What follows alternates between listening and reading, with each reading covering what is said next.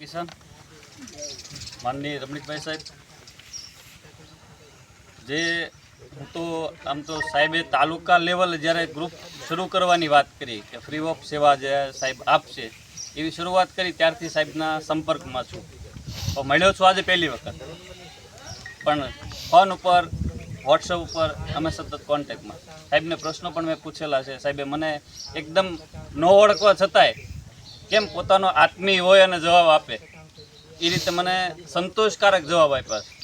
જ્યારે પણ મેં ફોન કર્યો હશે, મેં કદાચ ટાઈમ વગર ફોન કર્યો છે સાહેબે, તોય મને સાહેબે જવાબ આપ્યો છે.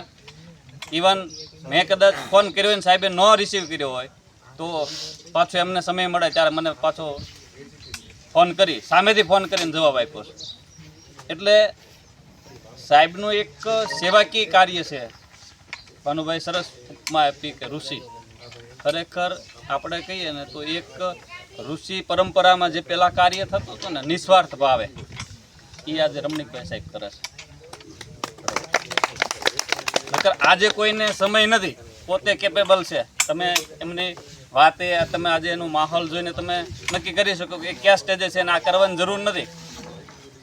આજે નિવૃત્તિનો લાભ લે તો લઈ શકે એમ છે, પણ એને એક એવું ફીલ થાય છે કે મારા ખેડૂતો છે ને હેરાન થાય છે, મારા ખેડૂતો છે એને સાચું માર્ગદર્શન નથી મળતું, તો આજે મારે એ કરવું જોઈએ એવી પોતાપણાની ભાવના સાથે કાર્ય કરે છે. એટલે ખરેખર આપણે એને બિરદાવવી જોઈએ. એ વખાણવા લાયક છે.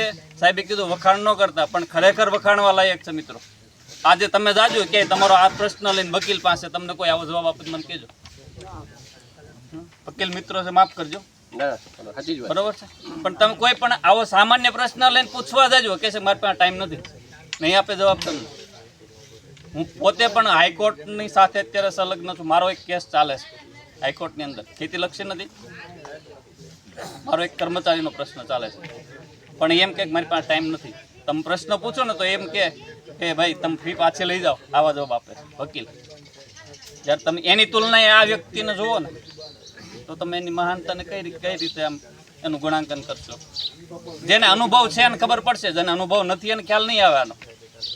પણ ખરેખર વિચારજો મિત્રો કે આ જે સ્ટેજે સાહેબ સેવાનું કાર્ય કરે છે ને એ તો સંત પણ કદાચ ન કરી શકે એવું કાર્ય સાહેબનું છે. અસ્તુ. જય હિન્દ, જય ભારત.